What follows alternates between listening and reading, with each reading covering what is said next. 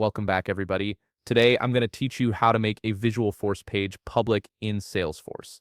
This is incredibly useful when you need to share forms, data, or custom pages with people who don't have Salesforce logins, like customers or external partners. Let's walk through this process step by step. First, you'll need to access your Salesforce setup area. Look for the gear icon in the top right corner of your Salesforce interface and click on it from the drop-down menu that appears. Select Setup.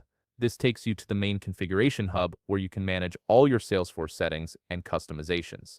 Once you're in the setup area, you'll see a quick find search box on the left side of the screen. Type sites into this search box. As you type, you'll see results appear below. Look for sites under the Sites and Domains section and click on it. This is where you'll manage all your public-facing Salesforce sites. Before you can create a public site, you need to make sure your Salesforce site's domain is properly registered. Look for the option that says Register My Salesforce Site's Domain and verify that it's enabled. If it's not already set up, you'll need to enable this first because it provides the foundation for hosting any public Visualforce pages. This essentially gives you a unique domain where your public pages will be accessible. Now you're ready to create a new site. Click the New button to begin setting up your public site. This opens up the Site Creation Wizard, where you'll configure how your Visualforce page will be accessed publicly. In the site creation form, you'll need to enter a site label. This is the name that will help you identify this site in your Salesforce org, so choose something descriptive that makes sense for your use case.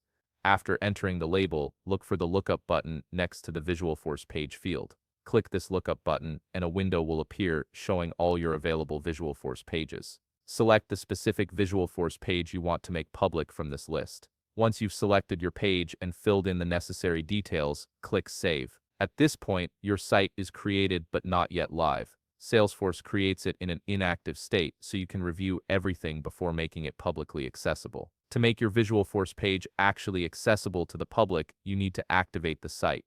Look for the Activate button and click it. This is the final step that makes your page live and accessible via the public URL that Salesforce generates for your site. And there you have it.